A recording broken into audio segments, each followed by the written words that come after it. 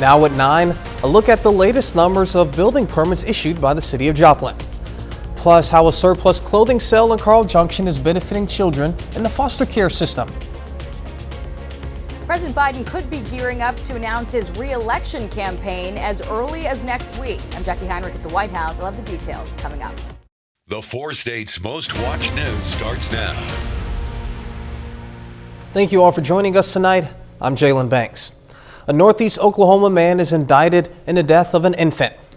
Michael Gregory of Commerce was indicted with 1 count of first-degree murder in Indian County, 2 courts of child abuse in Indian Country, 2 counts of child neglect in Indian Country. Quapaw authorities say it involved 2 infant victims who are 2 months old twins. 1 infant was killed. He's been released on $10,000 bond. Court documents say the alleged crimes took place between November and December of last year. Authorities in Groveville. And now we go to weather. Meteorologist Sam Lane joins us. Thank you very much. It's been a beautiful day across the area. Just a few clouds out there right now on the tower cam. You can see the waxing crescent moon in the western sky. We made it up to 69 degrees today after a chilly start of 40, which were below the normals, both the high and the low. Records 90 and 28. We're still behind on the rainfall. Hopefully that's going to be changing this week. Believe it or not, we're actually under a freeze watch for a large portion of southeastern Kansas and southwestern Missouri. That goes until 9 a.m. on Sunday morning. So if you have tender plants out there, you might want to take care of those. You can see on the radar, not a whole lot going on, just a few clouds out towards the west. And as we zoom out a little bit, you can see a very big cold pool of air up towards the north, and that is moving to the south and east. Temperatures right now are pleasant, 47 for one of the coolest readings in Iola, 60 in Grove, 59 in Anderson. Looking down the lane, we're looking at temperatures falling through the 50s into the 40s, all the way down to 38 back tomorrow morning, and I'll have more details on our forecast when we come back. All right, we'll see you then, Sam. Joplin is seeing its usual spring building boom. Joplin reports March building permits in the city amounted to about $7.4 million. That's nearly $2.5 million more than the previous month, and in line with the typical spring building season. The city says most of the March permits were for commercial construction projects, including a new retail development and several renovations to existing businesses. Currently in Joplin, we're having a lot more residential construction as far as apartments. So there's over 250 apartments units being built on Connecticut and 20th. There's 72 apartments being built over behind Sam's Club on Hammonds Boulevard, and there's some other sizable projects. The largest permit in March was $2 million for a new car wash on West 7th Street. The 60th Annual Missouri Academy of Science Conference kicked off today. The event's in Reynolds Hall at Missouri Southern. It's a 2-day event. Today, there was a social in the North End Zone, which included refreshments and science improv for entertainment. Tomorrow, the event will include presentations of more than 170 scientific poster and oral research presentations. That our younger generation cares, and that they're motivated and they're trying, and that we have really great sets of teachers across the state of Missouri who are still dedicated to their students and making sure their students are successful. The conference has more than 250 attendees across the state and region. The Pittsburgh Art Council hosted the 2023 Spring Art Walk in downtown Pittsburgh. The Art Walk featured over 100 participants, including over 50 artists, 4 main stage bands, 10 musical acts, 17 organizations, and 22 vendors. Visitors could buy artists' art or donate directly. Public Arts Council President Christina Cunningham says they organize the event every year to share culture with the community. So culture is really important to a community, and we feel that it's our job to make sure that we celebrate that we experience it so everybody can be a part of it. The next Pittsburgh Art Walk will be held in September. The Christian Church of Carl Junction is holding a clothing surplus sale to raise money for kids in the foster care system. It operates a caring closet. It operates as a caring closet, and it's a way for people to donate clothes for kids in foster care, but they end up with a surplus every year. So they hold sales when each item is only 25 cents. The money goes towards their ultimate goal. Well, a lot of things that we need here lately has been for those teens. A lot of times we don't have the clothes for teens, so adult sizes. A lot of people don't think, well, foster kids don't need those, but we have a lot of teens in care, and so sometimes getting those adult items donated are very useful. The church often holds 2 of these sales a year, one in spring and one in the fall. The race for the White House is about to heat up. President Biden expected to formally throw his hat in the ring next week, with Trump and DeSantis both itching to take him on. Fox News correspondent Jackie Heinrich has more from the White House. It's an announcement the president's been hinting at for months. And according to the Washington Post, next week, Joe Biden will officially kick off the 2024 race with an announcement video for his re-election campaign. This is America. Time to coincide with the 4-year anniversary of his 2020 campaign launch. The White House staying quiet on the issue for now. Any announcement or anything that is related to 2024 certainly will not come from here. But most observers say the president faces major headwinds. He's already the oldest president in American history, and his job approval is still stuck in the 40s as fear over crime and inflation persist. House Republicans also claim they'll be conducting oversight hearings into the president's family during the campaign. If he does go forward with running for re-election and all these facts come to light, you're going to have the kind of reckoning in public that we did not have in 2020. Meanwhile, on the Republican side, Florida Governor Ron DeSantis continues his nationwide tour trying to win over social conservatives with his, quote, Florida blueprint. He hasn't officially announced his candidacy, but he's gearing up for a tough fight against former President Trump, prompting a new warning from the head of the RNC. We're about to go through a bruising primary, guys, probably. We're about to have some rough and tumble times. But we have to come together as a Republican family, despite our differences. A recent Fox News poll showed Trump leading DeSantis by some 30 points nationwide.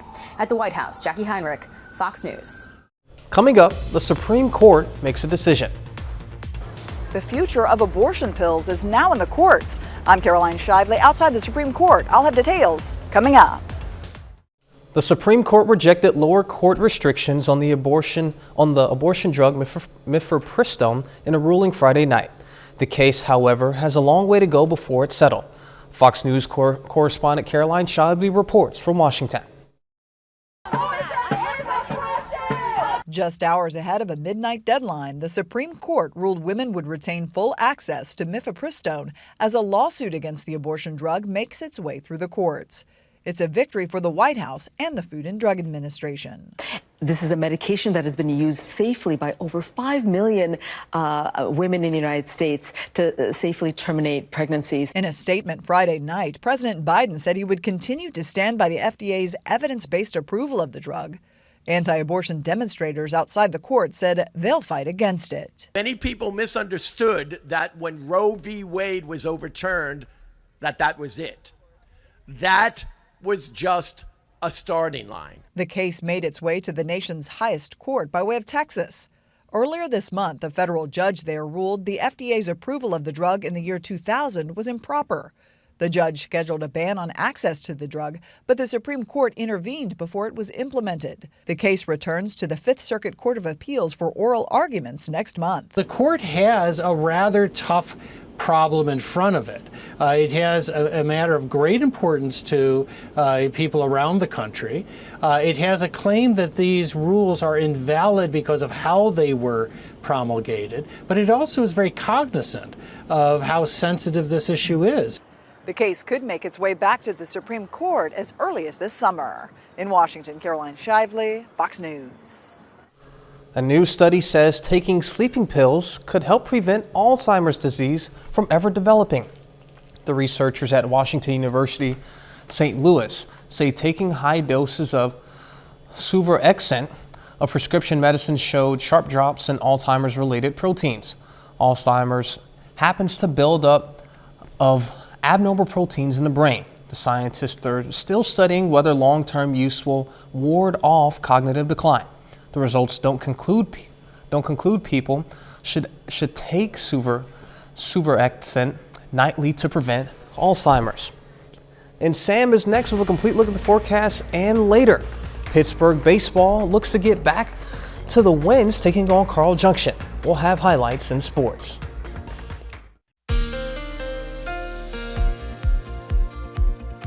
Another beautiful day across the 4 states. Lots of sunshine, a little bit on the cool side, especially this morning with temperatures down in the 30s and 40s. In fact, let's take a look outside at the tower cam shot at Indigo Sky Casino and Resort this morning as we put that in motion. You can see that we started off cloudy and then the sun broke out. We had cumulus clouds this afternoon, but as we headed towards evening, those cumulus clouds have gone away and now we're left with clear skies. You can see the moon back there in the distance in the west. And with those clear skies and low dew points and low winds, it means the temperature is going to drop quite a bit tonight. We're already down to 47 in Iola, 52 in Parsons, also in Lamar, 53 in Nevada, with light northwesterly winds. Right now in Joplin, we're looking at a beautiful conditions, 55 degrees, calm wind with the dew point of 28, and with clear skies, that's going to allow the temperature to drop quite a bit tonight and a humidity of 35%. Let's take a look at the winds. They've been up there a little bit today, but as we go through the afternoon and evening hours, they've kind of calmed down a lot. A lot of places are reporting calm winds, and those winds are going to stay calm through the overnight hours, and that's why our temperatures are really going to be falling like a rock later on. Now tomorrow we're going to see the winds pick up just a little bit. They're still going to be out of the north, but they'll be around 15 to 20 miles per hour in some locations. And then as we go through Saturday afternoon, temperatures will be pretty nice, but winds will be out of the north still at about 10 miles per hour. Radar is clear right now, just a few high clouds out towards the west, not really bothering anybody. And a wider view shows a big powerful storm system over the northern plains circling itself up there, and that's sending cold air from Canada right down in and through the plain states. And that's going to continue right on through the weekend. So not only is tomorrow going to be cool, but we're looking at a cool period for quite some time as this pattern is kind of locked in right now in a northwest flow, and that's going to allow that colder air from Canada to spill down into our area, making it feel more like late winter instead of early spring.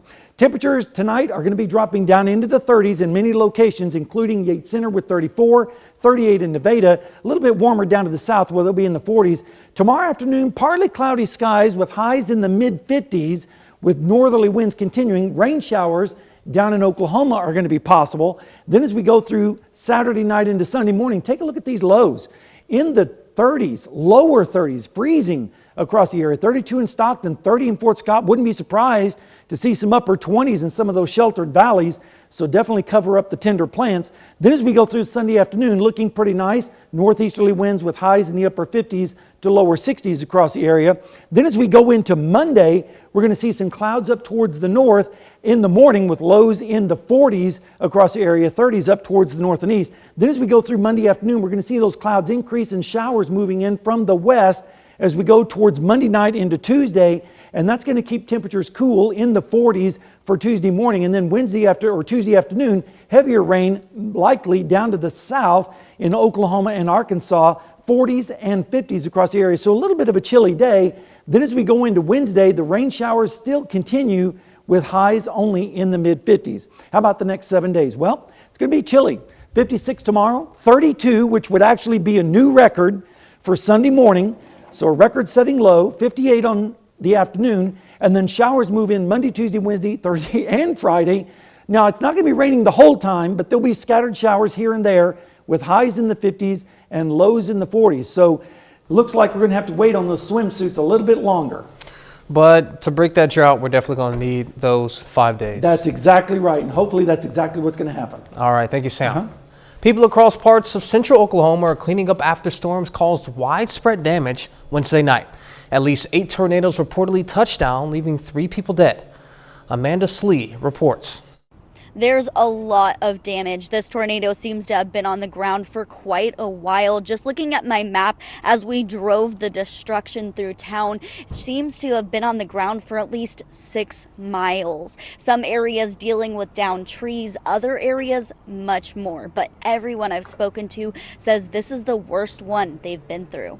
But you could hear it as the tornado got closer to us. The whole house shook and the windows and everything. And of course the kids were scared, but everything was just, you could hear the winds and your ears popping. It was scary. Samantha Robinson, her husband Adam, and their family took shelter in their home. The tornado hitting right on top of their neighborhood. What did you see outside once you were able to come out? A disaster. It was just, stuff was everywhere. Trees were everywhere. There was a gas leak behind the our neighbor's house. You could smell the gas. All of that on top of power lines and poles along the road just outside their neighborhood. Their family spent Thursday morning cleaning up debris, much like Barbara Boyce, but she says she's lucky she didn't get the damage other areas of town did. I just went out this morning to go find some gas so I could have my grandsons help me get the stuff cleaned up. And I see everybody else, and I feel so sorry for them, and I know God's been with them. With tornado damage comes curiosity, like seeing this business while laying on the ground. But Boyce asks one thing of those coming to Shawnee just to look. You gotta get out and help. There's a lot of people out there right now that could use these gawkers' help instead of just standing by and looking at them. Boyce tells me she anticipates it'll take months to repair the damage this tornado left behind. For the Robinson family you see behind me, all they want is their power back on. And our thoughts are certainly with them. And coming up, IKEA investing in expansion.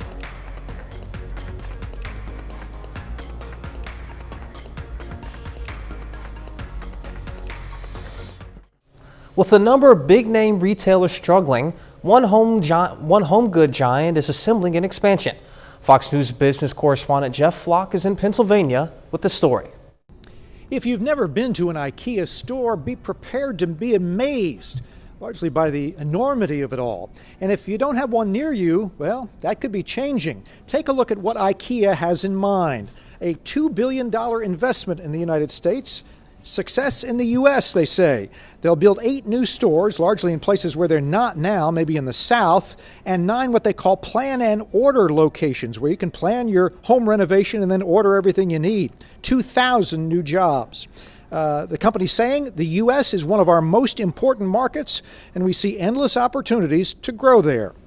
That comes as other U.S. retailers are finding tough sledding.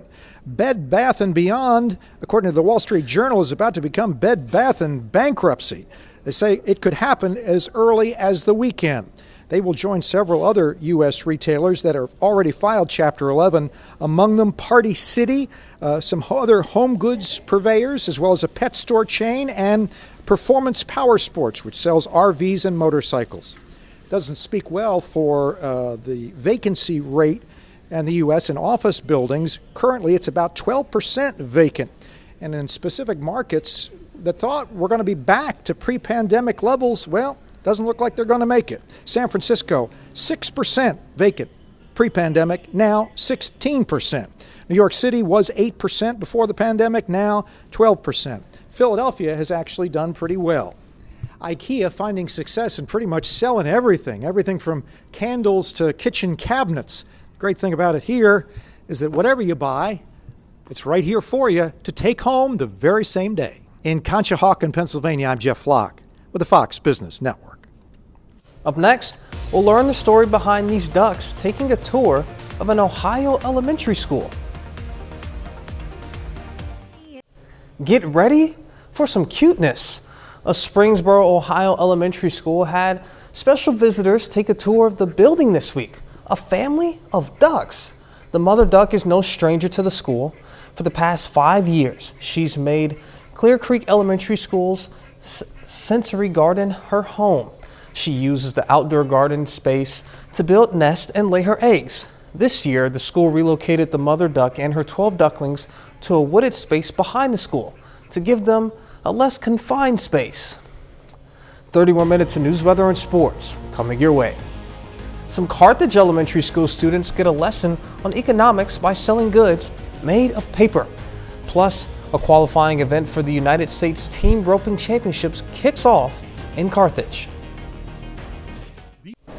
Governor Kelly also voted a set of anti-transgender measures. It included a ban on gender-affirming care for children and teenagers.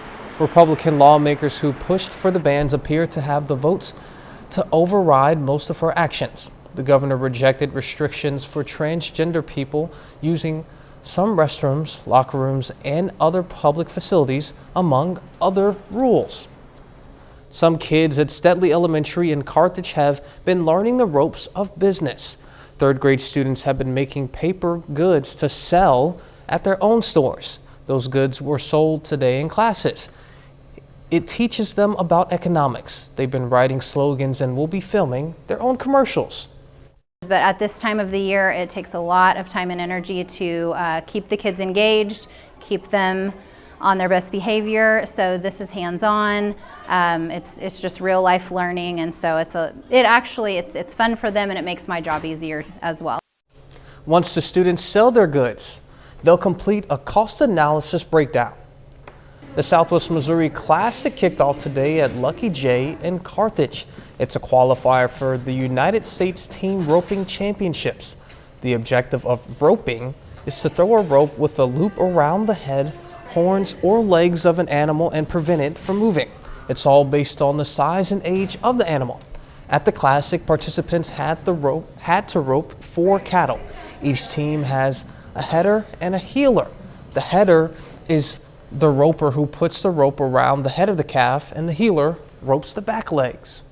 Something different. It's in the cowboy world where a lot of people, the Western world, where it's just something we do, and a lot of people come and they see it, and it's new to them, and it's what we do. I mean, it's a lot of fun to us.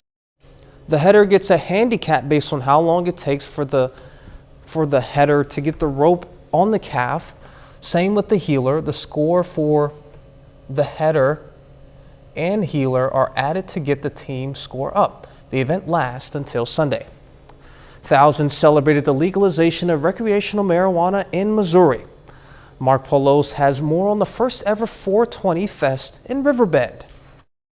It's starting to open your mind up. It's no longer the prohibition. In Riverbend, thousands of weed smokers descended upon 420 Fest, anxious to celebrate Missouri's first 420 since marijuana became legal in the state. I'm feeling good, Been waiting for this the past 20 years of my life. I'm all for the movement. I'm a local grower, and I love the movement. The movement is gaining significant traction in Missouri. In February, the state saw more than $100 million worth of marijuana sales. In March, that number got higher, up to $125 million.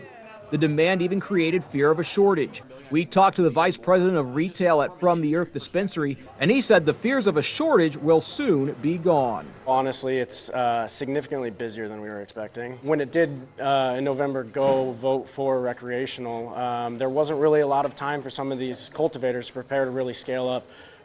But from what I've heard, there's good things right around the corner. More things are also around the corner in the Smoky River Entertainment District. Event organizers told KCTV5 they want to have 5 to 6 events this year and then really rev up in the years to come. Late 2024, 2025, we hope to have completed our amphitheater, outdoor amphitheater of 8,000 to 14,000, with a couple other venues of 3,000 in capacity to 800 in capacity. A bit later, how Congress plans to address the concerns about artificial intelligence when many of its members find the tech confusing.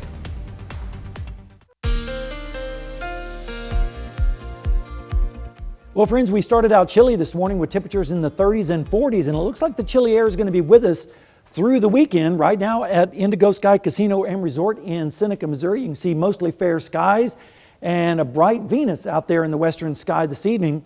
And we're going to see those cooler temperatures, like I said, right on through the weekend. Right now, it's already cool in Iola with 47, 54 in Nevada, same thing in Stockton, 57 down in Jay, as well as Veneta for some of the warmest readings. Right now in Joplin, we're sitting at double nickel, 55, with a calm wind and with a low dew point of 28 degrees and clear skies and light winds. That's going to allow the temperature to fall like a rock as we go through the overnight hours. Humidity at 35%. Winds have been a little bit stronger earlier today, but here in the last few hours, the winds have really started to calm down. You can see many locations reporting calm conditions.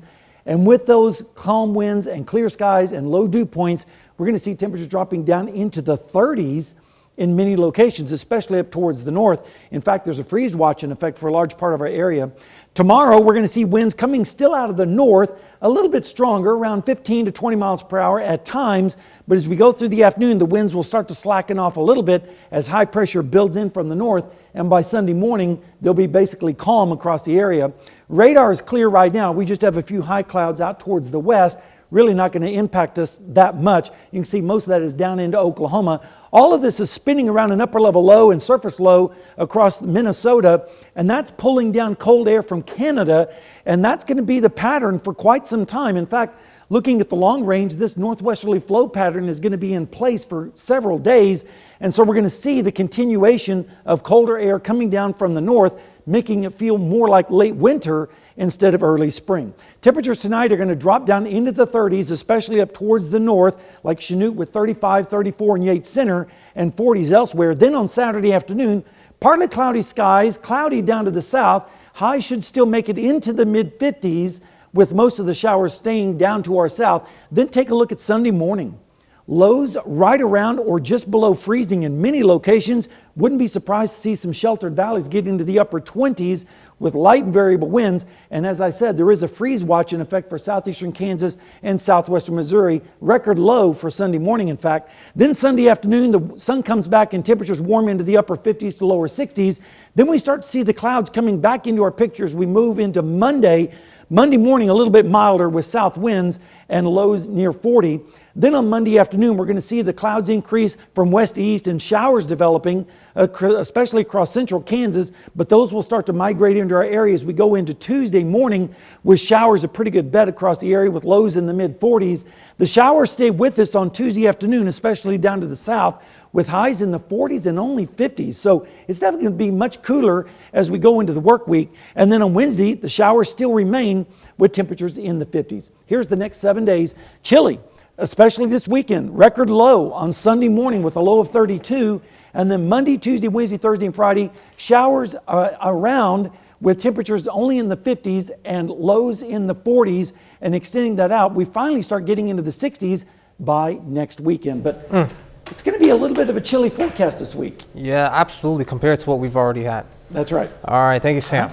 Coming up in sports, Missouri Southern Baseball opens up their final home series of the regular season against Northeastern State. Plus, Carl Junction hosts a border battle tonight against Pittsburgh. Jacob Leonard has those highlights and more next.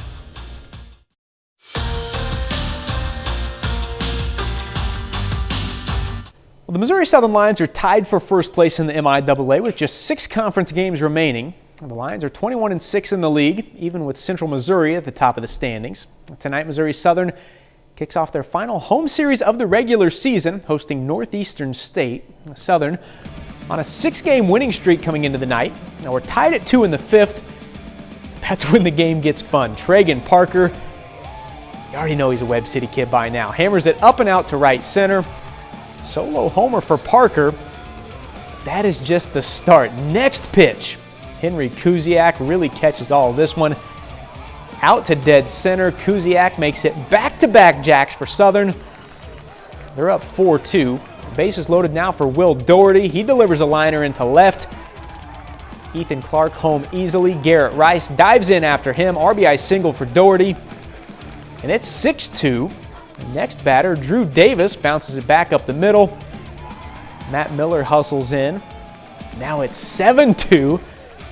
And guys, we're still in the same inning. Nate Miskowski now, big swing to right center, all the way to the bottom of the fence. Doherty is in. Davis in 2. It's 9-2. We're back through the lineup and back to Tragan Parker, and you know I ain't leaving it out. Parker gets his second hit of the inning. That scores Miskowski 8 runs in the 5th for Southern, makes it 10-2. Then in the 7th, the Aurora, Missouri kid Matt Miller ends the ball game early. RBI single here scores Ethan Clark. And that's it. All Missouri Southern in Game 1 against Northeastern State tonight. Lions win 14-4 in 7 innings. The Pittsburgh State Gorillas open a 3-game series at home tonight against Newman. The bottom of the 2nd, Carson Coffey up for the Gorillas. Hits this one out to dead center, and that ball leaves the yard. Solo shot makes it 1-0 Pittsburgh State. Now we'll move ahead now to the bottom of the 3rd. Same score. Nixon Brannon hits this off the third baseman's glove into the left field. Dagan Brady comes in to score. Gorillas up 2-0. Later, same inning. How about another round of Coffey? Carson Coffey hits a rocket to right with the wind behind it. That clears the wall. 2-run homer puts the Gorillas up 4-0. To the top of the 5th, though, Gorillas up 4-1. Jenner Steele smacks this to right, and that ball is gone. Newman comes back to take a 5-4 lead. Gorillas unable to rally back. Pitt State loses this one tonight, 7-6. The Pittsburgh Purple Dragons snapped a 3-game losing streak last night, going on the road and beating Field Kinley 23-1. And with that win, the Purple Dragons now 8-4 on the season. And Pittsburgh right back on the road tonight, this time for a border battle against the Carl Junction Bulldogs. A fast start for Pittsburgh. Webb Fern drives one high and deep to right center. Check it out, bounces to the fence out there. Dawson Stegman scores. Tucker Akins not too far behind him. Fern in there for the triple. Purple Dragons go up 2-0. Later in the inning, Jacob Linehan pulls one through the left side. Bo Pasteur trots in on the RBI single. It's 4-0 Purple Dragons after one. Second inning, now 5-0, but CJ gets something going here. Logan Eck helps his own cause with a hard drive to left. Bounces into the corner. Lucas Van Landuit scores. Triple for Eck. Bulldogs cut the deficit to 5-2. In the third, though, Pittsburgh gets those runs back. Jackson Turnbull, hard bouncer down the left field line. That brings two more home. Double for Turnbull makes it 9-2. Bad day for pitchers. All offense in this one. Pittsburgh takes it in the end, 17-12. College softball here. 25th ranked Missouri Southern plays a doubleheader tonight against Northwest Missouri. In game one, Southern wins 5-1. Ashlyn Williams goes 2 for 3 with a home run and a pair of RBIs for the Lions. So in game two, Lions try to sweep the day, and that's what they did, winning that one 4-3. Ashlyn Williams again 2 for 3 with an RBI. Sydney Hurst goes 1 for 3 and drives in 2. Pittsburgh State Gorillas also on the field today for a pair of games against Missouri Western. Game one, second inning, Hannah Harrison in the circle. Gets the swing and the miss. One of 6 strikeouts on the day for Harrison. And in the third, Heather Arnett making plays on the base paths. Check out the great slide to avoid the tag. The former Frontenac Raider gets the steal there. And moments later, look at this, she's in a rundown, but again avoids the tag. At that point, Gorillas up 2-0.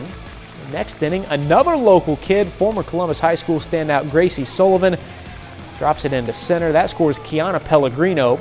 Pitt State up 4-1 after 4. Final inning, it's 4-2. Harrison ends the game with a strikeout. Pittsburgh State takes game one from Missouri Western 4-2. In game two, Pitt State tries for the sweep. Another good one there. Gorillas win 4-3. Paxton Hayes comes through with a walk-off single in the bottom of the 7th. And that's a look at sports. We're back with more news after this. Whether artificial intelligence enhances or upends Americans' lives remains to be seen. But one thing is certain, Congress will be called on the legislative and regulate it. This, however, is a body whose members willingly admit, like most of us, tech issues can be confounding. But what could possibly go wrong? Fox News correspondent Madeline Rivera reports from Washington. AI, or artificial intelligence, seems to know no bounds. It can deliver your food or chat you up. Even the Biden administration is using AI to cook up a new initiative. I am directing the creation of our department's first Artificial Intelligence Task Force. The task force could explore AI to tackle some of the country's most pressing issues, like countering the flow of fentanyl or finding and rescuing young victims of online sexual abuse. But some tech experts say AI could pose one of the greatest threats to humans. It has the potential of civilizational destruction. That sounds like something out of Hollywood.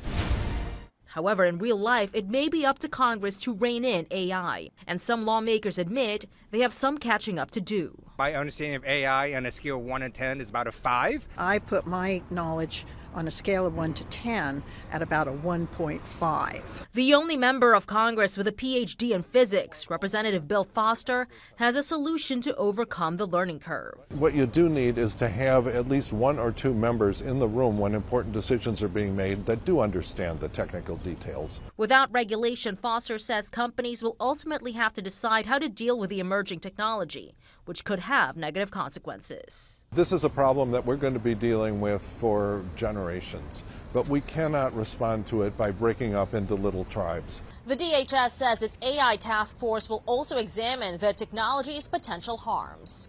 In Washington, Madeline Rivera, Fox News. Coming up, we'll meet a good boy with a new job he's sure to excel at, making people happy.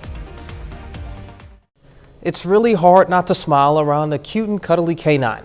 A children's hospital in Madison, Wisconsin, and a police department near Green Bay are putting those good feels to good use. Katie Shearer reports on their therapy dogs, including an adorable puppy. Just a very good tool and resource to help with anxiety, de-escalate situations, and, he's a puppy, so make everybody happy. Officer Sarah Manning is Arlo's handler. She says the Hobart Lawrence Police Department first talked about getting a therapy dog back in February after they felt there was a need. Say we have a sexual assault victim or a domestic violence victim, or say there's a family in crisis and maybe there's a little kid or something that needs comfort. So like a really good part of his job is going to be just being there for comfort. Arlo is an Australian Labradoodle, and Manning says his breed is easy to train and friendly.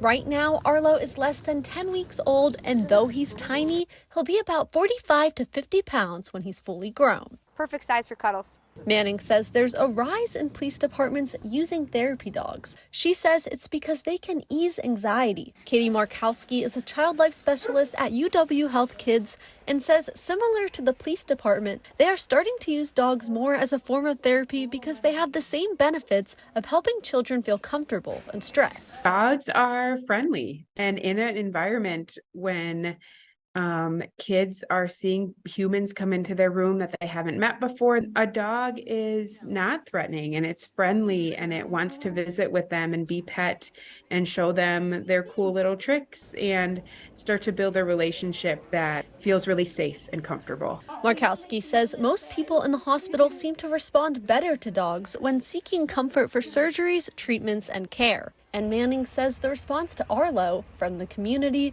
has already been a lot of love. She said she's excited for Arlo to start giving that love back. Any sort of reason where we can bring him into a room, we can bring him into a home, and he can de-escalate a situation and make somebody feel better is the main goal that we have. And that's our time for tonight, and thank you all so much for joining us throughout the week. But before you go, we'll leave you with a video of a snow leopard at a New Zealand zoo. Be safe, and we'll do this all again. See you then.